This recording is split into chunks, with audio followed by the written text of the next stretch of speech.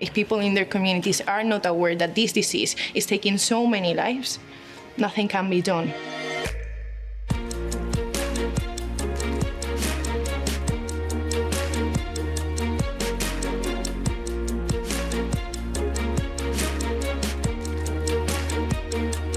There's an astonishing level of ignorance about the sheer scale of this crisis. 800,000 children, one death every 40 seconds. The world needs to know what is happening.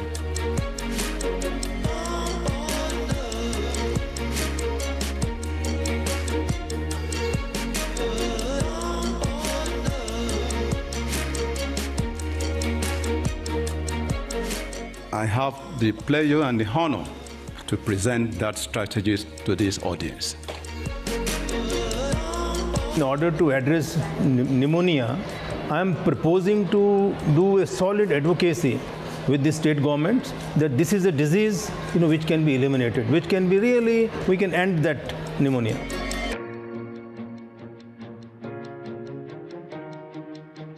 Le sprint va permettre au Sénégal, dès la première phase pilote, qui durera 1 an, la prise en charge de 300 000 enfants. À la suite de cette phase, il y aura une mise à l'échelle au niveau national.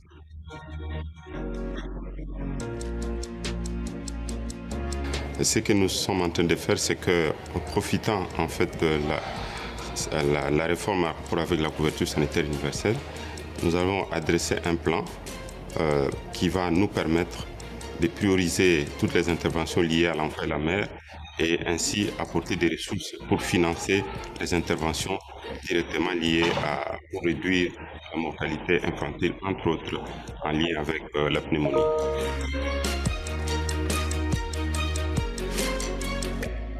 Also, we are going to establish the bubble CPAP and also the oxygen in every facilities and pulse oximeter. We are now going to start this type of facilities in the sub-district. Well, first of all, we have to ensure that we have the budget in place, adequate amount of money for commodities, for vaccines. We are also going to introduce what we call community health extension workers that will be integrated into the system and paid a remuneration so that they are motivated to do their work. Qu'est-ce qu'on a fait? La Côte d'Ivoire a mis en place 2 grandes politiques. La première, c'était la gratuité des soins pour les enfants, incluant les médicaments. La seconde, c'était la politique de santé communautaire qui avait pour objet de rapprocher les populations des centres de santé. Pneumonia, it is not just for the health cluster responsibility, but it must be a multi-sector. So all the elements of the government, from the village until the central government, and also into the regional area is also involved. So we have to fight it together. So after this meeting, in collaboration with the partners which are working in South Sudan, like Save the Children, we hope to be able to have a mechanism to access vaccine against pneumonia. Each child will have access to screening, to testing, and vaccine. And with UNICEF and other partners, we want really to make sure that this fighting for breath will become a reality.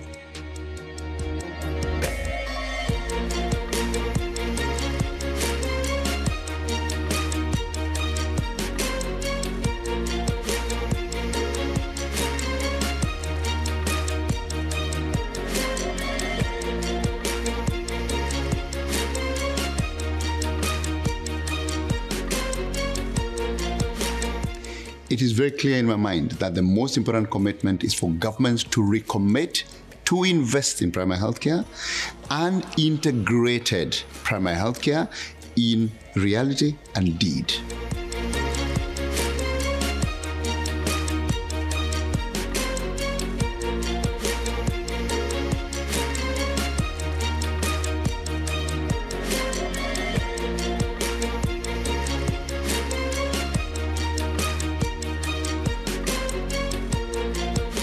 Agencies like UNICEF are standing behind you and are ready to support you to build and deliver community-based, accountable primary health care services in all contexts, humanitarian and development alike, in which children and family can get all the services that they need in one place.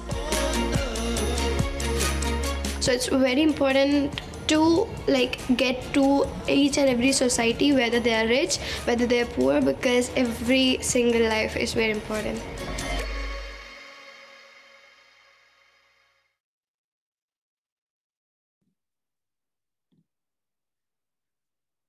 Welcome all to the second Fighting for Breath Roundtable. My name is Leith Greenslade. I'm coordinator of the Every Breath Counts Coalition, and I'm delighted to represent Robert Matiru, our host today. He's Director of Programs at UNITAID on behalf of the Global Forum on Childhood Pneumonia Steering Committee. Just over 12 months ago, global and national health leaders met in Barcelona to strategize more effective ways to prevent, diagnose, and treat pneumonia, which is still killing almost 700,000 children each year. There were significant announcements made at the forum on vaccination, diagnosis, and treatment. And UNITAID was proud to announce new investments to expand the use of pulse oximetry and oxygen. We did not know then that over the next 12 months, both pulse oximetry and oxygen would become such critical issues in a global pandemic of respiratory infection. But we did know that leadership was needed, and that's why last month, together with the Wellcome Trust, UNITAID announced the Oxygen Emergency Response in partnership with WHO, UNICEF, the Global Fund, the World Bank, and other partners. We hope that this effort will deliver twice for countries, helping them to reduce COVID-19 deaths now and deaths from other causes of pneumonia, especially among children, for the long term. This past year has been one of the most challenging years for health ministers and officials, having to keep existing health services running while at the same time fighting the pandemic has stretched health systems to capacity. But despite the challenges today, we will hear many stories of progress and the strong partnerships that are needed to make progress happen. There is no better moderator for a discussion on progress and partnerships in health than Minister Awa Marie Kolsek. Minister Kolsek has played leading roles in both national and global health for more than 4 decades. A professor of medicine at the University of Dakar and former health minister in Senegal twice, she now serves as the Minister of State to the President of Senegal. She has held leadership positions at Rollback Malaria, UNAIDS, Every Woman, Every Child, and has served on the boards of Gavi, CEPI, and PATH. She has co-authored numerous Lancet commissions and has published extensively on infectious diseases and women's and children's health. She's the recipient of numerous academic and professional honours. Minister, before we hand over to you, I would ask our audience to read through the logistics instructions on the slide that you can see now, and to note that this webinar is being recorded and we will make it widely available at a later date so the world can view this very important conversation. Minister, the floor is yours.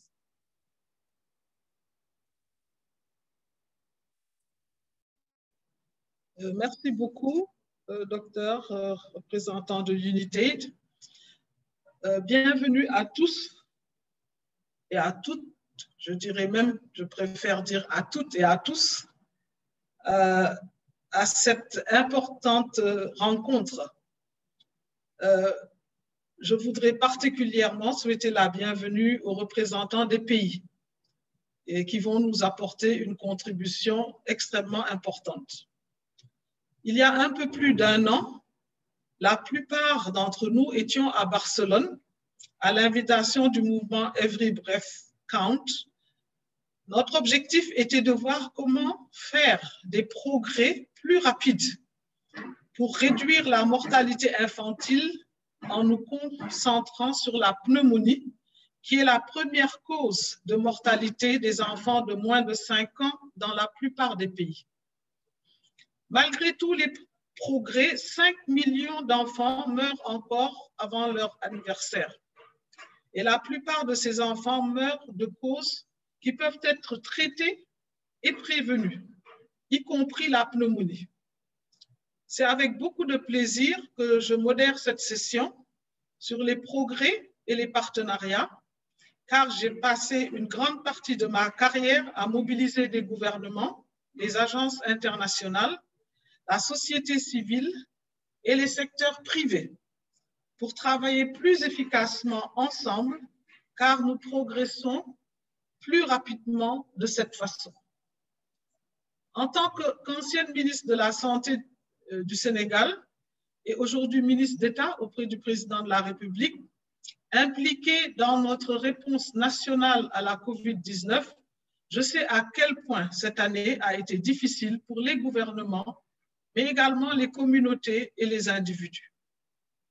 Nous sommes tous ici aujourd'hui pour apprendre comment plusieurs gouvernements ont pu faire des progrès grâce à des partenariats au cours de cette année. Cette année, et je le disais, on peut dire même l'année 2020, qui a été l'année la plus difficile pour beaucoup d'entre nous.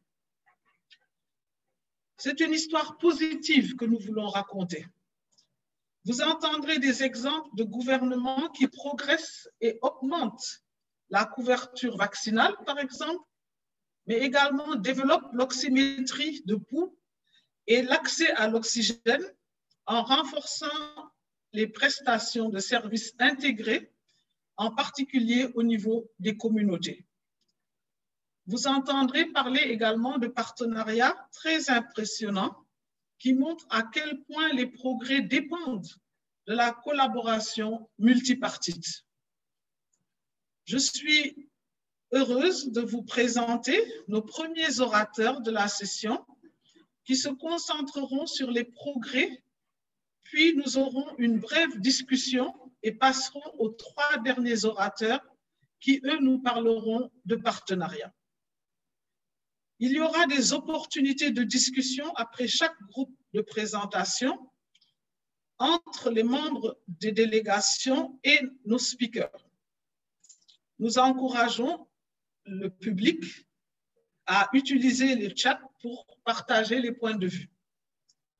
Pour la première partie, nous avons l'honneur de vous présenter d'éminentes personnalités et ces éminentes personnalités sont vraiment aujourd'hui connues au plan international.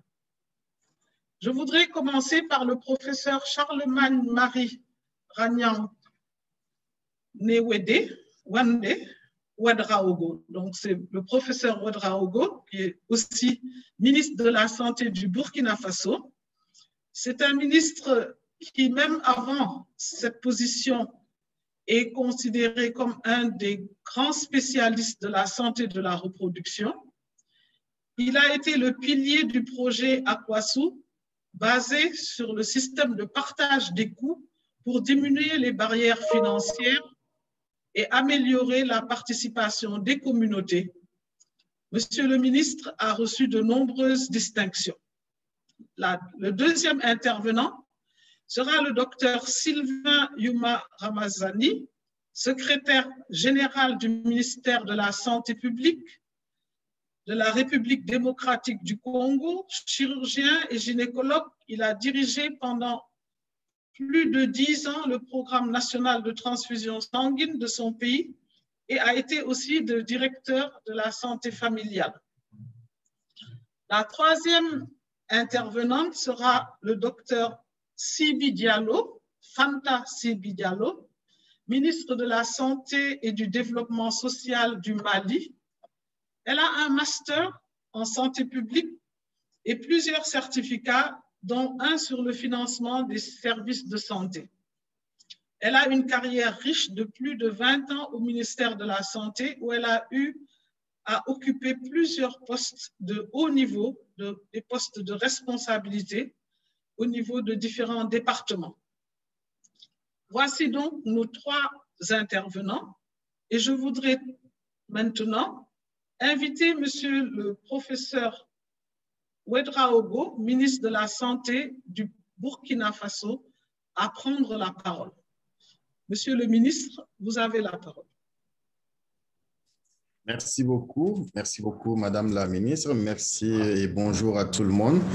C'est un plaisir pour moi de prendre la parole pour vous partager avec vous un message du Burkina Faso concernant le sujet qui est abordé ce matin.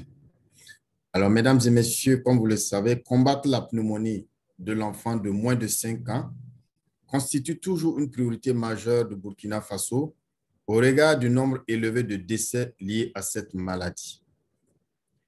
En rappel, sur la base des données de routine des centres de santé disposant des services d'hospitalisation en 2018, nous avons enregistré 416 décès sur 3497 hospitalisations pour pneumonie chez les moins de 5 ans, soit un taux de létalité de 11,9%. La tendance globale est à la baisse comparativement aux années antérieures, mais nous notons que des efforts supplémentaires doivent être déployés. Pour faire face à cette maladie tueuse de l'enfant et accélérer les progrès vers la couverture sanitaire universelle, le Burkina Faso a pris des initiatives et des engagements forts visant à assurer un meilleur état de santé des groupes vulnérables, particulièrement les enfants de moins de 5 ans et les femmes. Au titre des mesures en faveur des enfants de moins de 5 ans, je peux citer l'introduction de la stratégie PESIME avec son extension progressive au niveau communautaire, l'introduction dans le programme de vaccination de routine, un vaccin PCV 13 depuis 2013 contre la pneumonie, la gratuité des soins au profit des enfants de moins de 5 ans dans toutes les formations sanitaires publiques et dans certaines formations sanitaires privées depuis 2016, la dotation des agents de santé à base communautaire en amoxicilline comprimée dispersible avec l'aide de l'UNICEF pour une prise en charge des cas simples de pneumonie au niveau communautaire. Ces principales actions ont permis certes d'avoir des résultats fort appréciables, mais avec la pandémie de la COVID-19 et surtout le contexte d'insécurité que le Burkina Faso connaît, surtout dans certaines régions, le défi de la lutte contre les maladies tueuses de l'enfant est relancé. Nous devons alors développer des initiatives complémentaires pour prendre en compte ces deux contextes particuliers afin d'assurer la continuité des soins de qualité au profit des populations et spécifiquement pour les enfants de moins de 5 ans. C'est pourquoi mon département, avec l'appui des membres du gouvernement, est dans la dynamique de renforcer la santé communautaire tout en maintenant un niveau optimal de qualité des prestations offertes par les hôpitaux de référence. Nous nous sommes donc engagés à promouvoir la santé au sein des populations avec un accent particulier sur la vulgarisation de l'identification et du traitement efficace et précoce des cas simples pour éviter qu'ils évoluent vers des cas compliqués. Dans le même temps, les hôpitaux de référence connaîtront une amélioration nette de leur capacité de réponse afin de réduire de façon significative la forte létalité des cas graves de pneumonie, en particulier, et des autres maladies tueuses de l'enfant en général. Le Burkina Faso a pris part au Forum de Barcelone en janvier 2020, où des engagements ont été pris, parmi lesquels l'institutionnalisation de la santé communautaire. Nous avons réalisé des progrès dans ce sens, avec surtout le maintien de la stratégie de recrutement des agents de santé communautaire pour une offre de services et de soins harmonisés. Des difficultés existent certes quant à la couverture du besoin en financement nécessaire pour assurer un niveau maximum dans l'offre de soins par ces agents de santé à base communautaire. Notons cependant que le gouvernement reste convaincu qu'avec une intensification de leur action, avec un dispositif efficace de suivi, les résultats seront encore plus visibles les années à venir. Mesdames et messieurs les participants à ce forum international en virtuel, je ne saurais terminer mon propos sans vous dire merci de l'honneur que vous m'avez fait en me permettant d'intervenir à ce forum. Je souhaite plein succès à vos travaux tout en demandant votre permission pour que mes techniciens présentent les communications du Burkina Faso dans le temps imparti qui reste. Je vous remercie. Merci, Monsieur le ministre. Je vais demander de passer la diapositive précédente pour ce qui concerne les opportunités. Donc, il faut dire qu'après l'introduction de la PCV... Est-ce que vous pouvez faire une synthèse pour des problèmes de temps, s'il vous plaît? Oui, je vais aller rapidement. Merci beaucoup, Madame le ministre. Donc, après l'introduction de la PCV 13 dans notre programme élargi de vaccination, on a noté une bonne couverture vaccinale qui est autour de 98,2%. Et également, une étude réalisée au niveau de nos hôpitaux a révélé une diminution des cas d'hospitalisation. Et cette diminution était autour de 348 cas pour 100 000 personnes. Et également aussi, il faut signaler la réduction vraiment des cas de décès liés à la pneumonie. Donc, en 2013, comme exemple, on avait 330 cas de décès et en 2020, nous avons 133 cas de décès et c'est des données qui ont été tirées au niveau de notre annuaire statistique. Diapo sur les défis, s'il vous plaît. Diapositive sur les défis. Diapo. OK, en termes de défis, il faut parler de l'insécurité et cette insécurité impacte négativement sur notre couverture vaccinale. Nous avons 25 districts sur les 70 qui sont touchés en termes de situation sécuritaire et là-bas, la couverture vaccinale est inférieure à 90%. Également, avec l'avènement de la pandémie à COVID-19, il y a eu une discontinuité des services qui a impacté sur la vaccination et également la réduction du financement par l'État parce que les ressources ont été orientées pour lutter contre la COVID-19. Toujours en termes de défis, c'est la disponibilité même des intrants pour ce qui concerne la prise en charge de la pneumonie. Je vais parler de l'amoxicilline dispersée et également de la Janta. Et Diapo, sur nos perspectives, il y a aussi l'insuffisance en oxygène. Donc, pour ce qui concerne nos perspectives, c'est l'adoption de schéma 2+1. Ce schéma est plus efficace avec une immunisation qui va au-delà de 2 ans. Et nous allons intégrer l'approvisionnement en amoxicilline Janta 10 mg dans notre plan national d'approvisionnement et prendre des dispositions pour assurer une motivation régulière de nos agents de santé à base communautaire. Également, nous allons passer à échelle nationale pour ce qui concerne les stratégies de prise en charge communautaire des maladies des enfants et également aussi la prise en charge des possibilités d'infection bactérienne chez les jeunes nourrissons de 2 mois. Nous allons aussi renforcer notre surveillance pour ce qui concerne la surveillance de la méningite.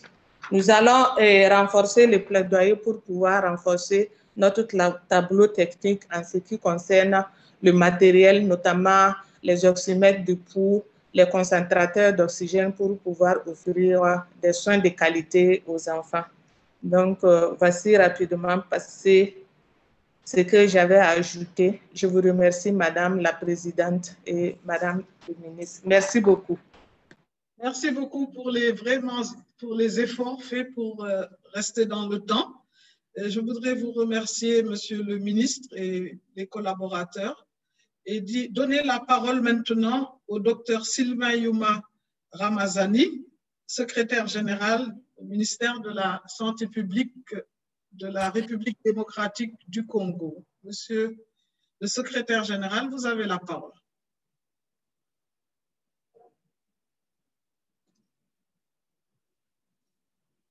Vous pouvez ouvrir votre micro.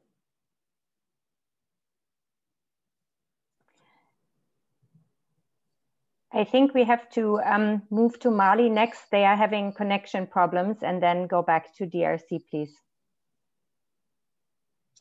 On va aller donc au Mali. Madame le ministre est prête. Le docteur Fantasti Bidialo. Oui, bonjour, Madame le ministre, Madame la Présidente. Je peux? Allez-y, allez-y. Merci beaucoup d'être là. Merci beaucoup. J'ai l'honneur de vous faire la présentation du Mali sur l'accélération de l'accès universel du Mali et à travers le renforcement de la santé communautaire dans le contexte des soins de santé primaire. Comme vous le savez, le Mali, depuis 1990, avec la déclaration de la politique sectorielle de santé, était engagé dans la santé communautaire, dans le contexte de renforcement des systèmes de santé primaire depuis Alma-Ata. Ce qui fait qu'aujourd'hui, au Mali, nous avons 75 districts sanitaires. 75 districts sanitaires, il y a 68 qui sont pourvus à l'ASC. Et nous avons agents de santé communautaire. Nous avons 3249 agents de santé communautaire. Tout ceci dans le cadre de renforcer les soins de santé dans la communauté. Et pour ça, nous avons aussi mis en place un système de superviseurs dédiés qui supervise les ASC. Nous en avons 150 et après une année d'évaluation, il y a 52% de ces ASC qui ont été évalués de façon performante. Et 48% de ces superviseurs n'étaient pas aussi performants, liés entre autres au retard de mise à disposition de la logistique, l'insuffisance dans le suivi, aussi quelques problèmes par rapport à l'arrêt de paiement des ASC. Et à cet effet, après une année, ce qui nous a permis d'obtenir tous ces résultats et d'aller à ce renforcement de santé communautaire, c'est que nous avons eu des opportunités qui sont, entre autres, la réforme du système de santé en février 2019. Cette réforme du système de santé a mis un grand focus sur les situations de santé primaire. Comme vous le savez, avec nos plans, le plan décennal qui est là, nous sommes au niveau du 4e plan avec le PRODES4 et le Mali Action Plan.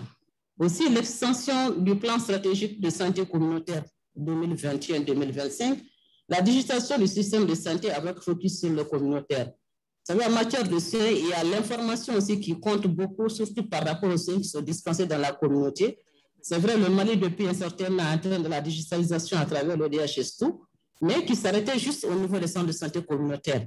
Maintenant, pour aller avec la communauté, l'expérience des ASC nous a permis de mettre quand même un focus au niveau de ces communautés, de ces ASC, pour que ceux-ci puissent être dotés en tablette et remonter l'information. Au plus tard, le 25 du mois, qui est remonté au niveau des centres de santé communautaire, vers le 30 du mois, et nous en avons 45 jours pour que ça revienne au niveau national pour compiler les données. Ceci en rapport avec notre système de santé qui a défini ces deadlines depuis 1998. Maintenant, le maillon qui manquait un peu, c'était l'aspect communautaire qui a été d'être pris en charge aujourd'hui avec les ASC dans le cadre des soins de santé à la communauté en vue de réduire la mortalité liée à la pneumonie. Aussi, pour aller à ça, il y a eu un problème de statut des zones de santé communautaire parce que ces zones de santé communautaire étant intervenues à un moment donné dans le système de santé, il fallait quand même, dans le cadre de la pérennité, pour qu'ils soient là, qu'ils soient pris en charge. Et pour qu'ils soient pris en charge sur le budget d'État, il faut quand même qu'ils aient un statut pour être conforme avec la loi. Ce qui a permis de leur conférer un statut. Et là, très bientôt, ce statut, le décret va être pris en Conseil des ministres. Nous l'avons prévu pour la semaine prochaine.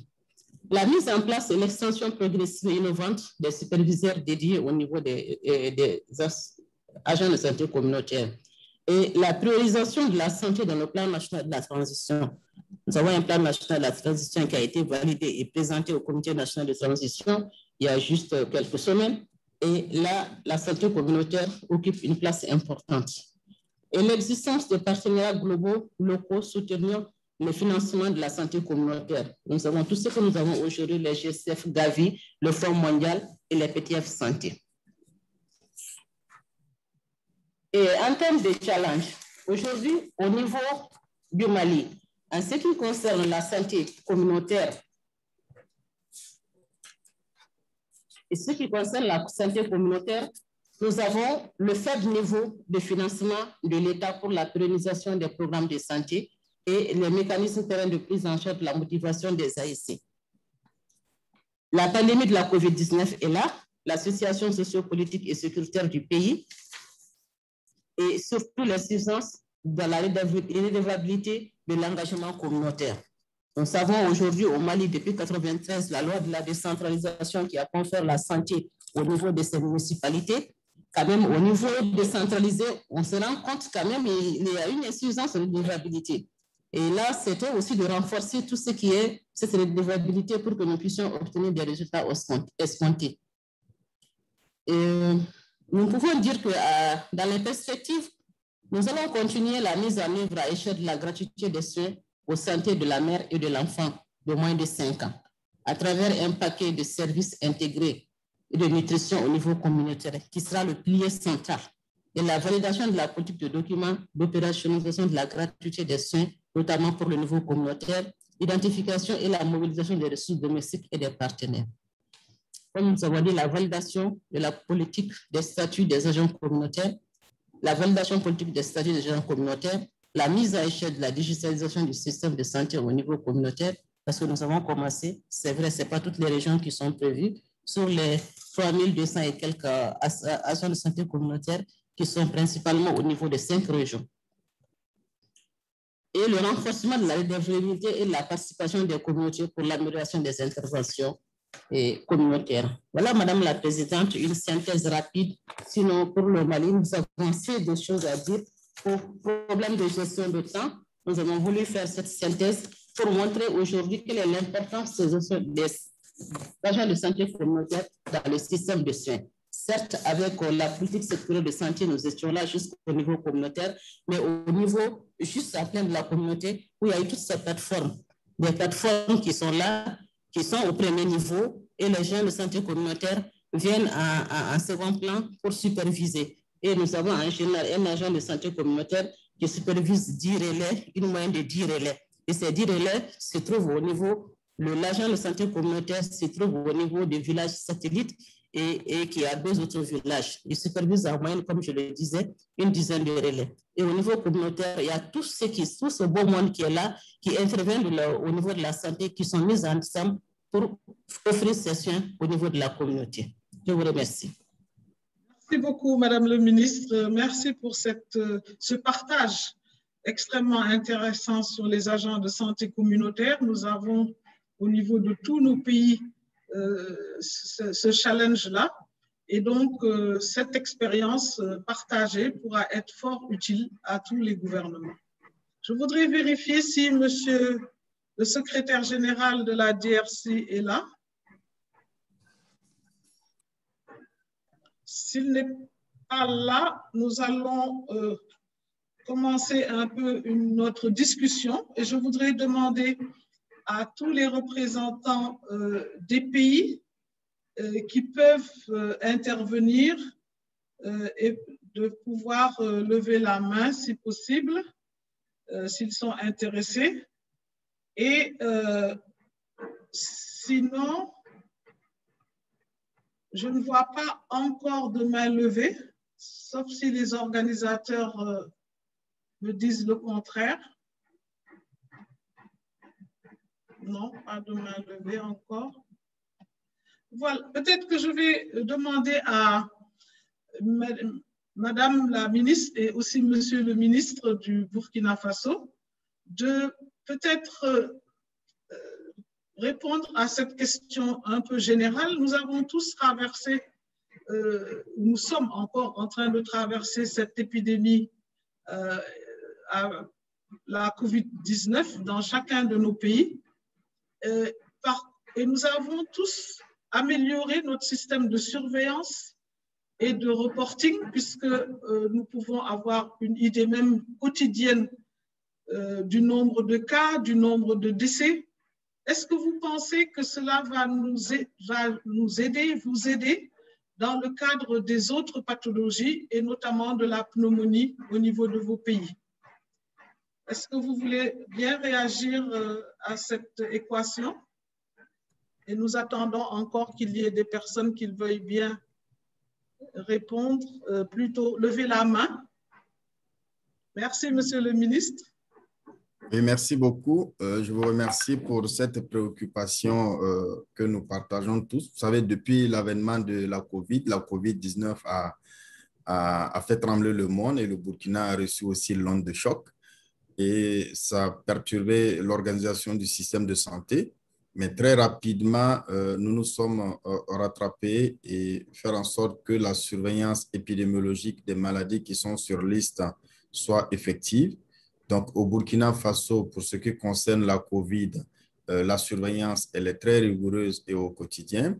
L'ensemble des maladies qui sont sur liste de surveillance, telles que la pneumonie également, le renforcement de la surveillance a été effectué, ce qui fait que les données nous parviennent régulièrement.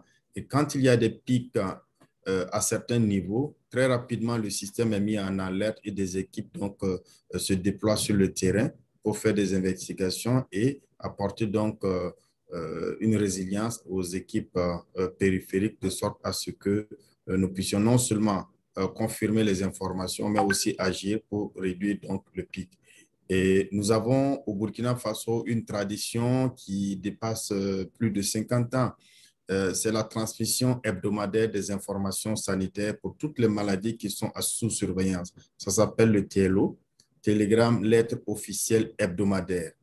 Et grâce à ce mécanisme que tous les infirmiers connaissent, ça permet au système de santé au niveau central de rassembler toutes les informations. Et lorsqu'il y a une alerte, eh bien, nous n'attendons même pas la périodicité de transmission. Nous agissons directement à travers des équipes qui vont se déployer.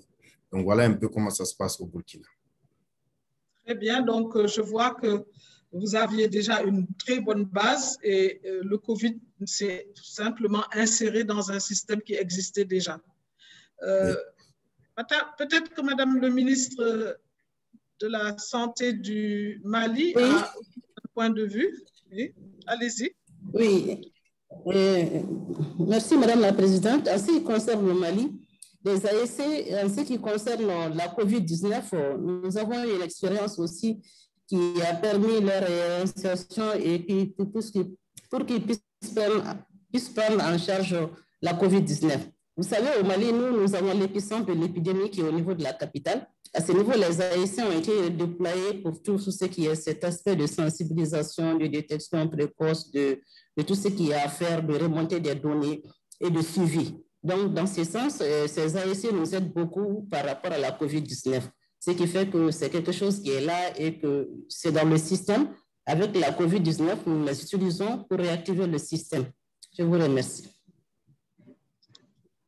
Très bien. Nous avons une question de Madeleine Amobissa qui nous demande par combien de districts vous avez commencé ces projets-là. Est-ce que c'est... J'imagine qu'elle voudrait savoir de combien on est parti et où on est arrivé dans les pays où ces expériences de divination ont été faites. Est-ce que ça intéresse Madame et Monsieur le ministre?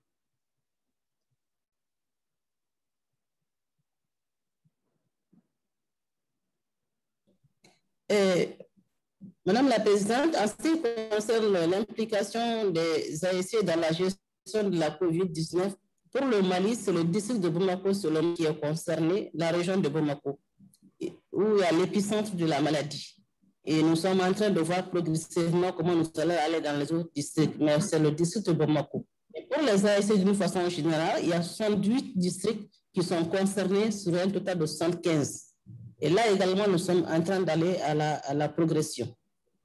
Merci beaucoup. Une autre question est celle de, je ne sais pas, en tout cas, c'est une personne qui demande pourquoi est-ce que vous avez eu des problèmes pour conduire les différentes formations pendant la COVID?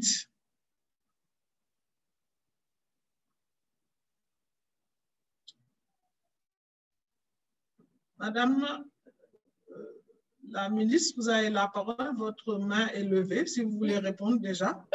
Pas de problème particulier, parce que c'est géré avec la direction régionale de la santé, c'est décentralisé. Maintenant, formation en tant que telle, parce qu'à un moment donné, quand nous avons voulu impliquer les femmes du Mali dans la gestion de la COVID-19, ces relais étaient là, ces agents de santé communautaire étaient là pour épauler les femmes, pour les former en 1 ou 2 heures, sur les gestes barrières pour aller à la sensibilisation.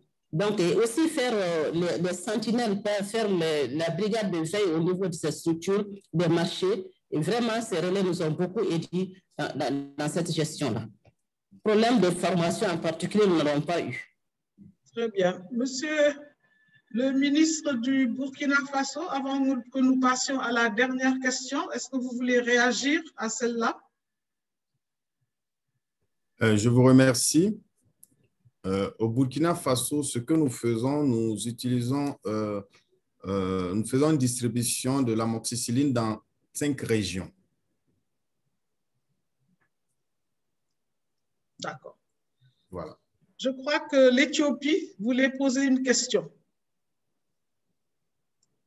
Si vous levez la main, normalement, on vous offre le micro. Ethiopia?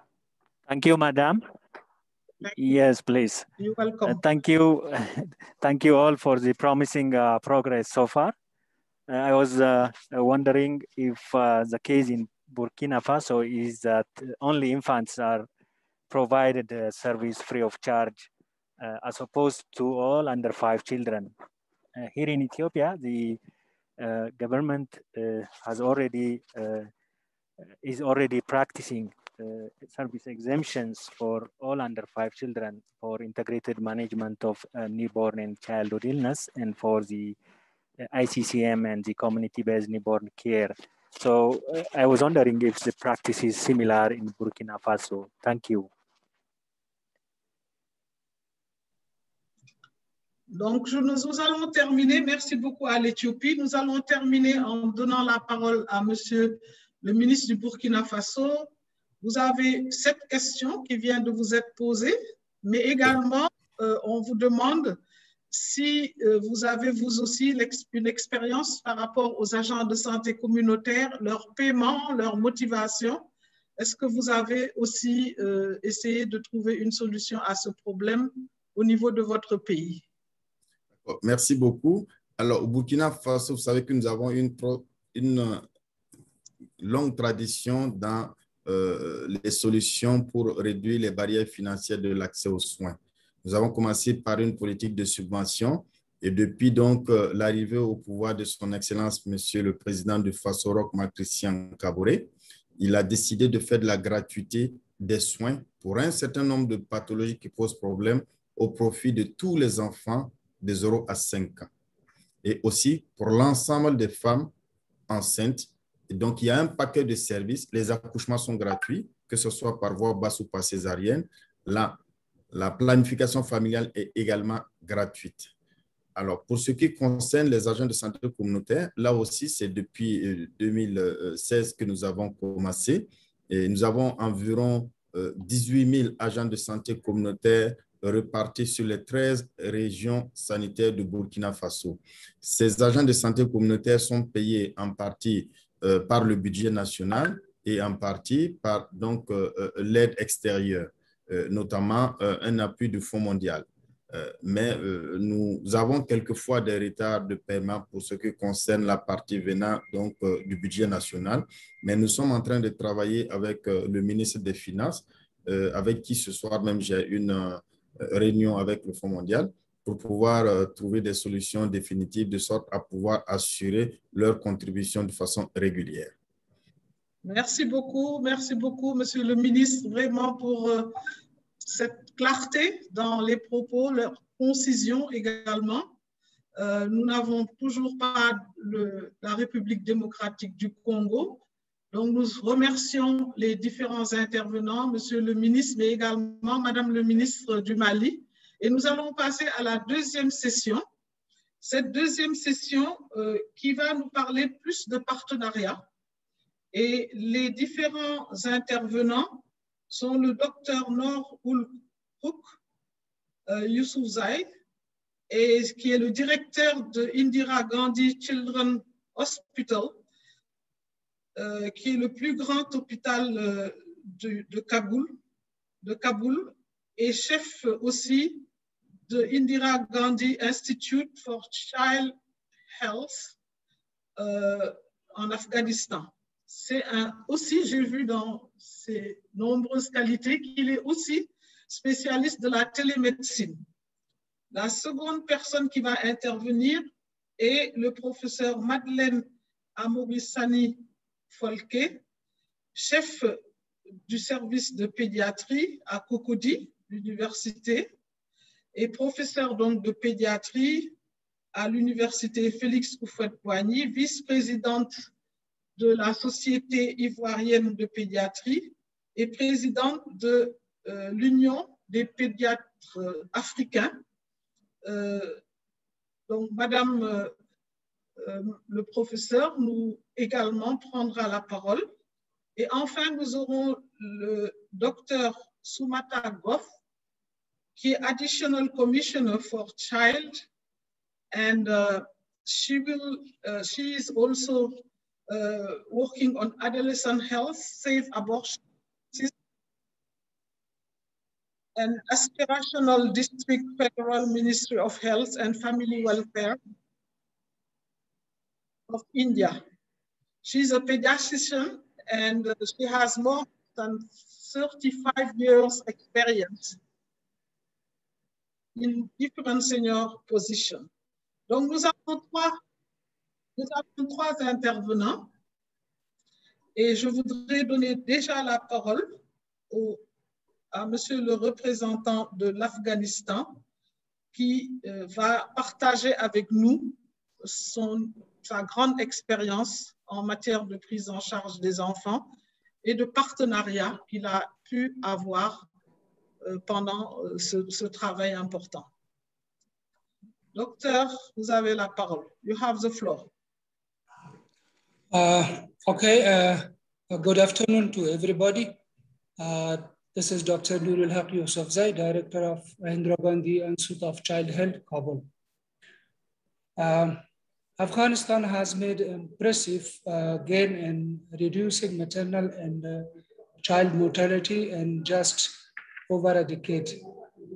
Child mortality has more than halved, decreased to 60.3 deaths per 1,000 live birth in 2019, from 128.7 per 1,000 live birth in 2000. Notwithstanding this progress, Afghanistan still has a heavy burden of child death due to preventable causes such as diarrhea and pneumonia. According to the study, 70% of all under 5 mortality were due to pneumonia and about 12% due to diarrhea. About opportunities, now 38 regional and regional and provincial hospital equipped with the central oxygen system and a team of pediatric managing very severe cases in all 34 provinces. 90 district hospital equipped with the oxygen concentrator, pediatrician and patient care, which work 24 hours per 7 days. 3,543 primary health facilities like CHCs, BHCs, and also sub-health center and mobile health team working daily with the trained health care provider on IMCI, capacity of treatment of pneumonia with the oral antibiotic. 30,000 community health workers as per their TUR responsible for treatment of pneumonia. The challenges which we have. Poor knowledge, skills of CHWs on assignment of ARI cases in children under 5. For example, they have a problem with the counting of breath and also chest and drawing. poor utilization of pneumonia treatment protocol at referral site hospital, insufficient kits of CW for treatment of pneumonia. For example, amoxicillin is not part of these kits. Unavailability of oxygen in primary level health facilities. High turnover of CHWs because some of them are untrained. Poor referral system, especially in, as you know, security is very bad in our country, especially in remote areas. Poor referral system, especially in this insecure areas and remote areas. Low community awareness on care-seeking behaviors. Looking ahead, inclusion of this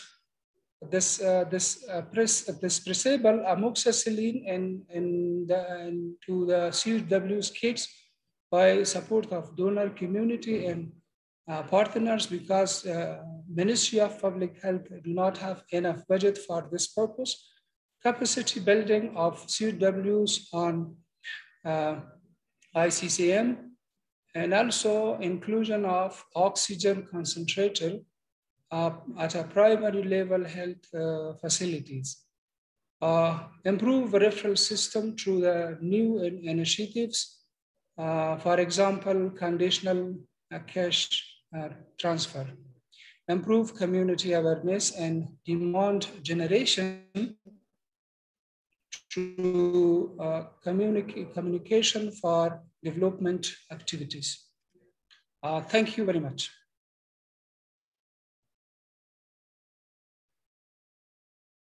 Merci beaucoup, Doctor. Very well done for Ms. Tan. I thank you so much. Je voudrais donner la parole maintenant au professeur Madeleine qui va nous parler de son expérience aussi dans le cadre des progrès et du partenariat au niveau de la Côte d'Ivoire. Professeur, vous avez la parole. Merci et bonjour à tous. Concernant ce thème, donc, comme opportunité, diapositive, nous avons des ressources humaines additionnelles constituées par les agents de santé communautaire. On a environ 11 300 agents de santé communautaire qui sont polyvalents, qui dispensent des activités de prévention, de sensibilisation et de prise en charge dans le cadre du PCADOM. Il faut dire que ces agents de santé communautaire couvrent l'ensemble du territoire à l'exception d'Abidjan, donc ce qui fait les 3/4 des aires sanitaires. Et la formation, on a le renforcement des capacités du personnel médical sur les problèmes respiratoires chez le nouveau-né et l'enfant, et la formation sur les gestes d'urgence. Concernant les agents de santé communautaire, ils sont formés à la reconnaissance de la détresse respiratoire, à la reconnaissance des signes de lutte. Et les équipements, c'est la gestion de la détresse respiratoire en fonction des différents niveaux de la pyramide sanitaire. Au niveau du communautaire, c'est l'existence de chronomètres pour compter la fréquence respiratoire.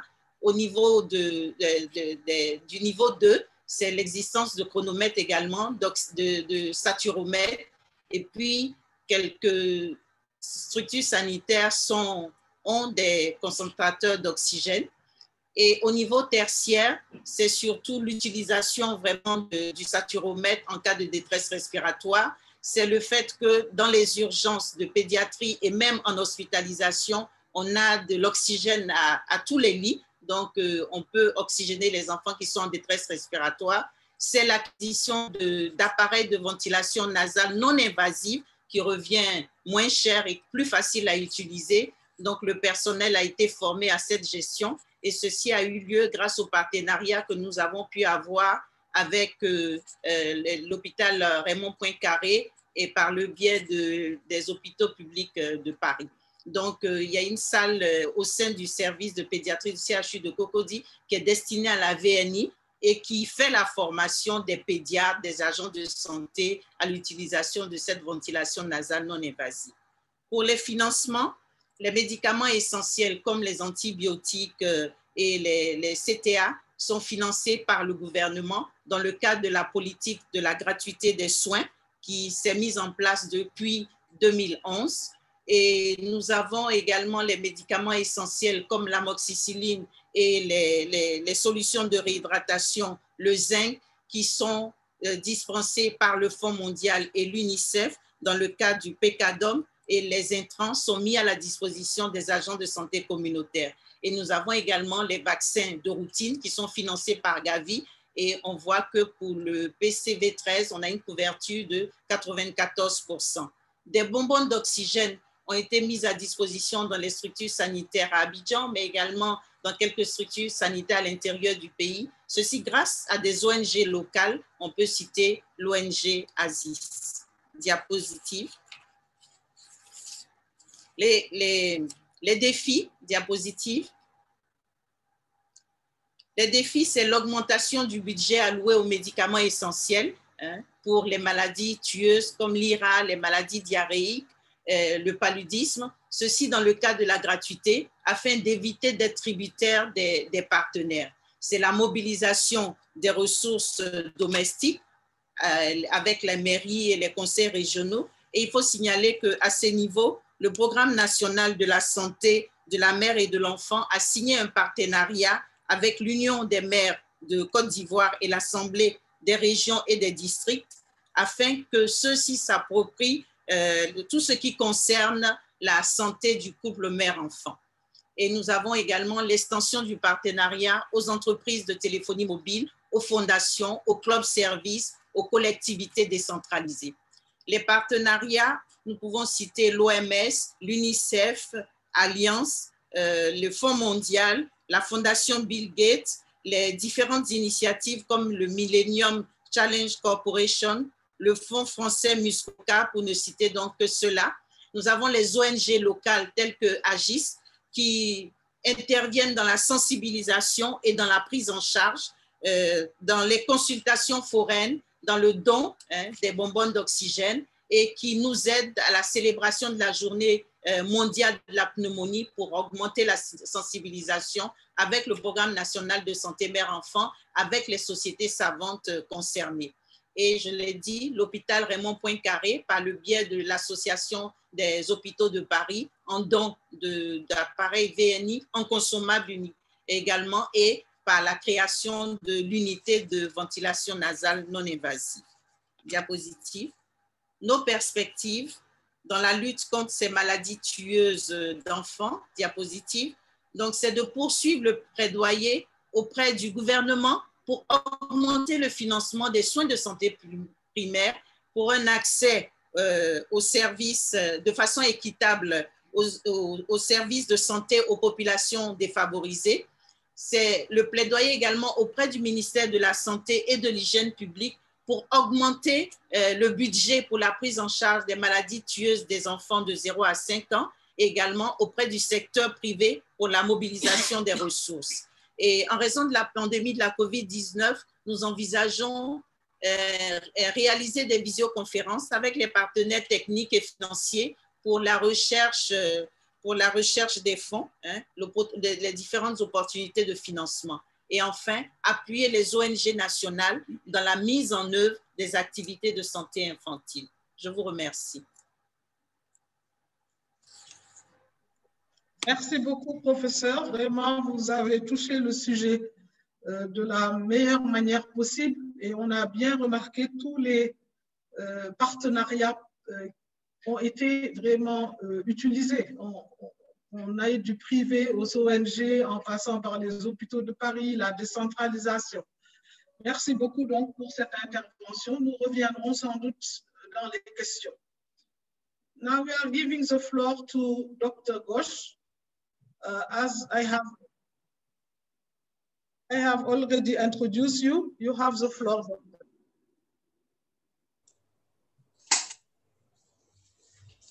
Good morning, Madam Minister, and good morning, good evening to all the panelists. Next slide, please. India having a very large population, estimated population of 1.37 billion and more. And the children under 5 age constitute almost 10% of the total population. So we have a big population of under 5 children here. Pneumonia is the second largest cause of under 5 mortality in India. Nearly 16% of children under 5 age, they are, mortality is due to, as per SRS report, it is due to pneumonia. You can see the graph on the left-hand side. In the neonatal period, 3% of mortality is caused by pneumonia, and in the post-neonatal period, 12.9% mortality is being caused by by pneumonia. So estimated 0.13 million under 5 deaths are being caused due to pneumonia, and majority in the postnatal period. So reaching every child in the country for prevention and treatment of pneumonia is a real challenge, especially in last 1 year when the whole world has been devastated by COVID challenge also. Next slide, please. Opportunities. So the opportunities are also a galore. The revised pneumonia guidelines and social awareness and action to neutralize pneumonia initiative has been launched at the highest level by Honorable Union Minister of India in November 2019. This program, this campaign has been launched to prevent and control of child deaths due to pneumonia, and the focus is on awareness generation, on early identification, as well as demand generation from the community, from the society for seeking treatment, which is again a major challenge in our country. The major highlights of the program and the campaign is that it has introduced amoxicillin as the first line antibiotic, and the strategies include protection as well as preventive interventions like exclusive breastfeeding, complementary feeding, vaccination, hand washing, ensuring use of smoke-free fuels in the community, and it also gives stress on early detection, because if detected early, it is largely, deaths are largely preventable. Early detection and treatment has been emphasized, and this is being provided by a huge force of frontline health workers in our country, community health workers, as well as we have link workers called ASHAs, accredited social health activists, and we have 1 million of them. They are being trained and they are providing services for the cause of pneumonia. Another major achievement of this campaign and the program is use of pulse oximeter in all health facilities, special provision for ASHA workers also. They also have been empowered with pulse oximeter in the community, and to detect and for early reference of cases to the appropriate health facility. Oxygen therapy is another big achievement. Oxygen support has been provided at each and every facility, and dedicated oxygen generation plant is now there in most part of the country because of COVID also, and that helps our pneumonia program. Another major achievement has been community involvement and participation in pneumonia control, prevention, and management program. Next slide. Next slide, please. So if we analyze the situation of childhood pneumonia, previous slide, please. we have this program where we are monitoring closely through our health management information system for case notification, how many have availed services, how many have received treatment, how are the supply of drugs, oxygen and equipments, etc. All are being monitored. Then planning and review meetings at national level are held. Dedicated SARS campaign to create awareness and demand generation that is run from November to February last year also.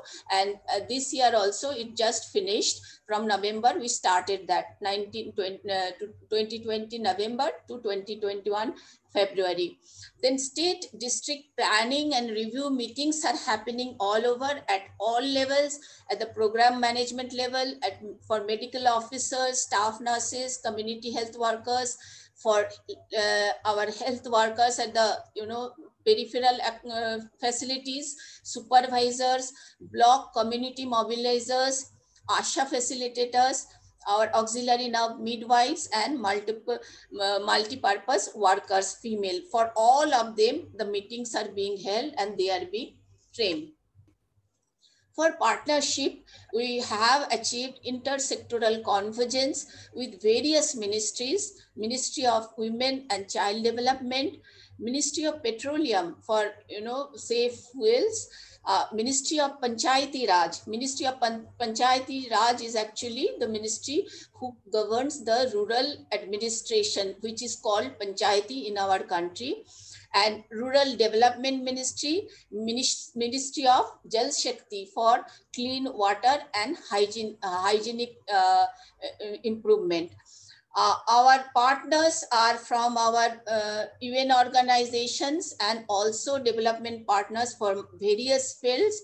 We work in close synergy with UNICEF, Save the Children, Clinton Health Access Initiatives, USAID, for capacity building of our healthcare workers, for monitoring of the field activities, the various state level activities, as well as for our preparation of various guidelines, capacity building SOPs, and also with our massive campaign activity, IC activities, which are part of our SARS campaign, which is a 360-degree campaign having TV, audio, audiovisual, radio, print media, social media, and various other media for creating awareness generation and for demand generation. So advocacy had been done at the community level as well as the highest level for commitment and giving financial support to our 28 states and 8 union territories for rollout of this SARS campaign. SARS in Indian language, it means breath. So we call it SARS campaign so that it gives breath to all our children and pneumonia is prevented, and as well as it is detected early and management done so that we can prevent mortality due to it. Thank you.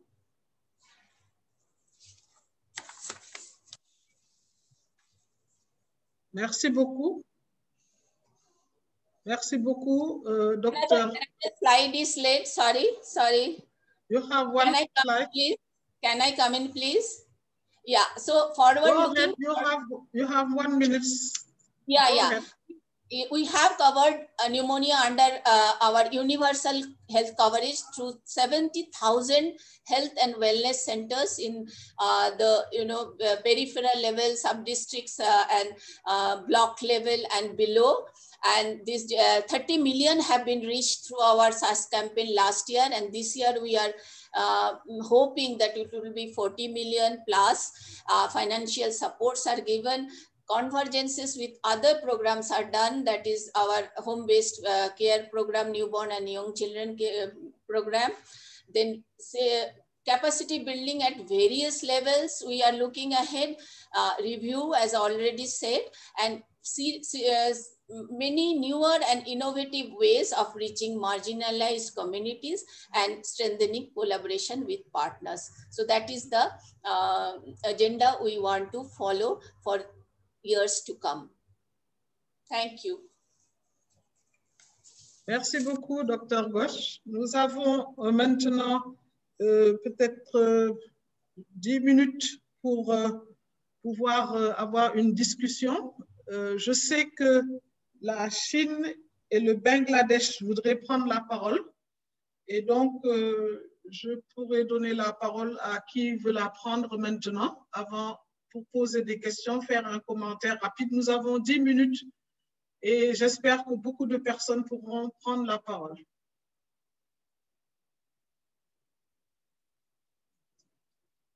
Est-ce que nous avons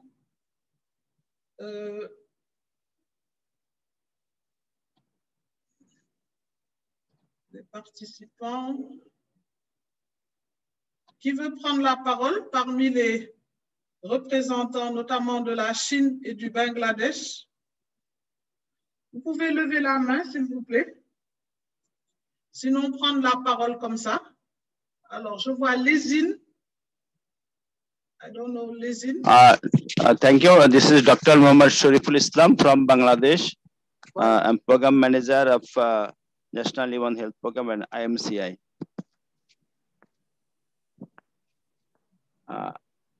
You have the floor. Yeah. My question to Ms. Gupta, Ms. Ghosh, that how do you maintain the data quality, data recording and reporting of the pneumonia cases? Can you please explain? Yes, please. Our HMIS is the main source, Health Management Information System. Previously, there used to be one field only for respiratory infection. So this time we have introduced another field to have pneumonia cases, so that which have been confirmed pneumonia cases, they will be entered in that field, and other infection, other respiratory, upper respiratory infections and other things will be entered in the other field. So in this way, we try to see what is the pneumonia cases which are happening, and there are also, as I said, there are how many have been treated. This also is collected in HMIS. Our NFHS survey also has data on how many previous 2 weeks, how many have been suffering and what has been the treatment, how many of them have received treatment. I know that this is from the community, from the periphery, there might be some error, while pneumonia and other respiratory infections may be confused, but we have tried to make best effort so that we can pick up the pneumonia cases, diagnose pneumonia cases. Thank you, Dr. Ghosh. May I ask a second question, please? Yes, please. Yes, please. Oui, mais rapidement, parce qu'il faudrait que d'autres prennent la parole. La Chine se prépare. Okay, some of the countries already introduced PCV13, and I think the CRO countries is using PCV10. Do you think that the CRO countries also introduce PCV13? Yes, I think so. I think so. We should have uniform coding. Okay, thank you. You are talking about pneumonia conjugate vaccine? Yeah. Yeah, see, we have introduced that in few states and we plan to roll out in others. In 7 states we have now, right now, and we want to, roll out in others. Thank you. Merci beaucoup. Je vois que la Chine n'est plus en ligne. Est-ce qu'il y a une autre personne qui voudrait prendre la parole? Lysine, vous voulez parler ou vous avez oublié d'enlever votre main? Non, je peux parler. Merci, madame. Merci beaucoup pour toutes les présentations. I have a question about the case notification. It was the same comment as my colleague before. So I would like to know if in India they they were reporting separately the good diagnosed pneumonia even some years ago, or it's something they started recently in HMIS. And I'm asking this question to see how many pneumonia cases they saw they were losing when they improved the system. That was my just comment or question. Thank you.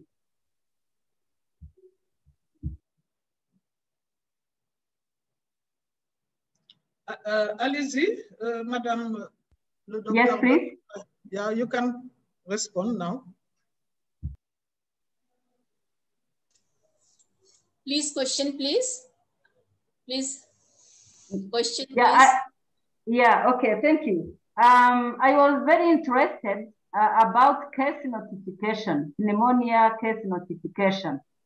Yes, yes. And and I'm asking if this is well done since many years, or it's something you improved through HMIS. Because we continue to see all like respiratory infection reported in HMIS, but if we improve the system and we diagnose very well in the community, how many pneumonia cases we were losing before? That was my question, if you have this experience, because we are going in this exercise in Rwanda to see how to report really cases of pneumonia, not mixing all. Yes, that is exactly what I said, that our HMI system has been revamped and it has introduced new fields which will catch pneumonia cases only, so that other respiratory infections are not counted as pneumonia. So that is one major introduction we have done this year, so that we get the actual magnitude of pneumonia cases. So you don't know exactly how many cases of pneumonia you were losing before? See, we have a figure, approximately 30 million pneumonia cases annually. We have that figure. So because many of them may be not pneumonia, many of them may be acute respiratory infection. So now we'll know the real magnitude of it. Thank you.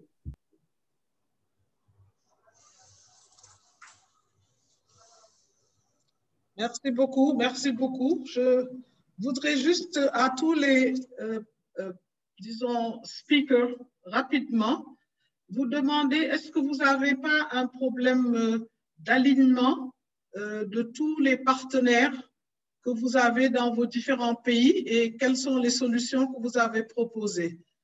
Est-ce qu'on peut commencer par le premier orateur d'abord et puis on descend rapidement pour pouvoir terminer et donner la parole à M. Robert Matirou de United pour qu'il puisse faire la clôture. Si vous avez des réactions pour ceux qui ont déjà présenté.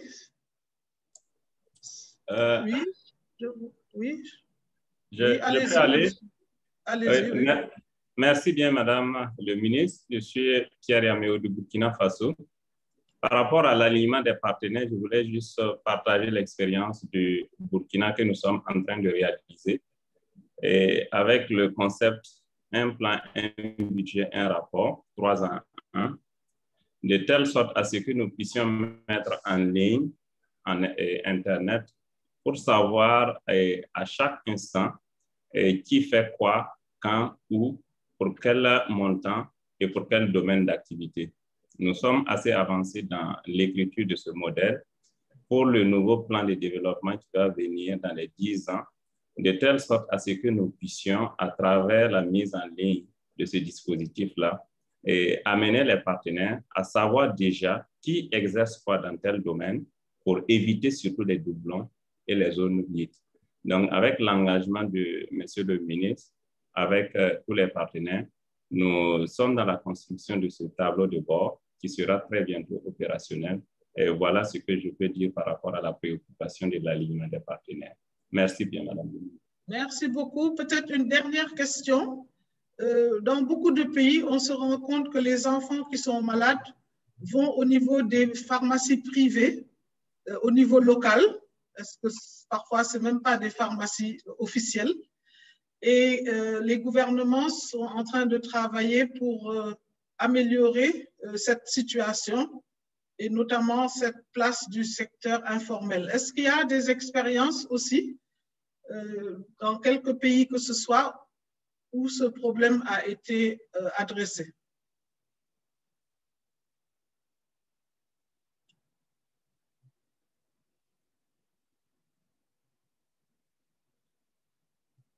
Ok, je pense que par rapport à cette... Oui, Madame Fanta Diallo, allez-y. Madame le ministre. Je disais par rapport à l'alignement des partenaires, le Mali a une grande expérience en la matière en ce qui concerne notre programme de développement socio-sanitaire qui est une plateforme où tous les partenaires s'inscrivent.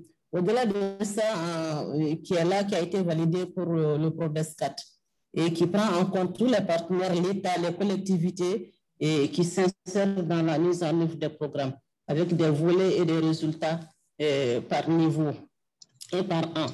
Au-delà de cela, concerne la gratuité des soins, notamment au niveau communautaire. Nous sommes en partenariat avec les partenaires qui est sous le lead de l'UNICEF qui est en train de voir avec la Banque mondiale et GCF pour aller aujourd'hui à cette gratuité de moins de 5 ans. Quel est le coût, qu'est-ce que ça va donner? Et aujourd'hui aussi, avec tout ce que nous avons comme système de financement de la santé, avec tout ce que nous avons comme CANAM, RAMED et le régime spécial universitaire et le régime sanitaire, pour que nous puissions prendre en compte toutes ces personnes qui sont démunies, qui sont au niveau de la communauté, pour lesquelles il y a un enregistrement qui est fait à travers le registre spécial unifié, pour prendre en compte ces personnes qui n'ont pas les moyens, qui peuvent avoir accès aux soins. Aujourd'hui, nous sommes à un niveau d'aller pour mettre l'expérience au niveau de quelques districts pour voir aujourd'hui combien ça coûte. Qu'est-ce que l'État fait, qu'est-ce que les partenaires font pour permettre à toute la population d'avoir accès à ces soins. Donc, voilà, Madame la Présidente, ce que je veux ajouter en termes d'alignement des partenaires, en termes de la prise en compte de toutes les couches de la population pour les soins. Merci.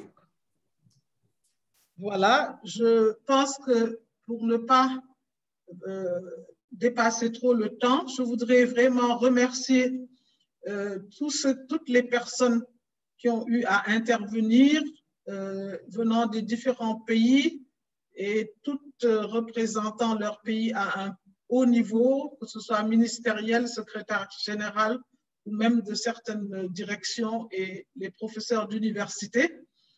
Je pense que tout le monde a abordé vraiment les éléments les plus importants de prise en charge, le problème de la gratuité des soins, mais également des agences de santé communautaire, de la décentralisation, de l'élargissement au vaccin contre la pneumonie. L'oxygène également a été renforcé. La notification des cas, on en parle aussi. Les partenariats multiples, mais également l'intersectorialité, même au niveau gouvernemental, l'alignement des différents, on peut dire, partenaires. Je vois qu'il y a aussi des questions qui ont, peut-être sur lesquelles nous n'avons pas pu répondre, mais qui ont été notées. Et je peux vous dire que les organisateurs veilleront à ce que tout le monde ait la réponse qui lui était destinée. Je voudrais donc remercier tout le monde. Je vois que nous avons pu vraiment faire les choses dans les temps et vous dire que ce n'est qu'une discussion qui devra continuer et que les relations qui se sont tissées aujourd'hui doivent être des relations que nous devons renforcer, car nous devons tous apprendre les uns des autres et nous sommes tous sur la bonne voie. Donc, merci aux organisateurs, vraiment tous les mouvements qui se sont associés à cela. Et je voudrais maintenant donner la parole, si les organisateurs le veulent bien, donner la parole à M. Robert Matirou de United pour qu'il puisse faire la clôture comme nous l'avons vraiment raté au niveau de l'ouverture. Et nous le remercions d'être notre host et nous lui passons donc la parole. Merci beaucoup.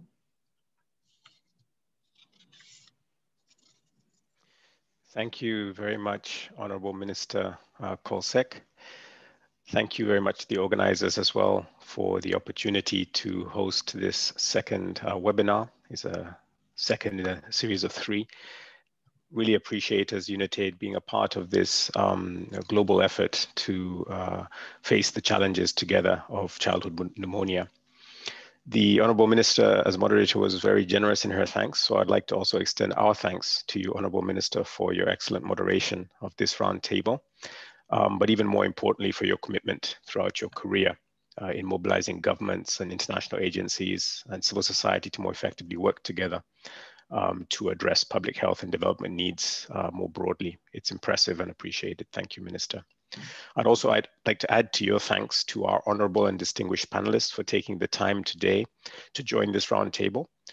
You shared with us examples of how governments and partners are making progress by increasing vaccine coverage, by expanding pulse oximetry and access to oxygen, and by strengthening integrated service delivery, especially at the community level. And your examples are particularly encouraging because they're happening in the context of one of the most pronounced global health challenges we're facing in the context of this pandemic. So your efforts are really recognized and appreciated. We've heard today about impressive partnerships that just show how much progress is being made by governments, international health and development agencies, and civil society working together.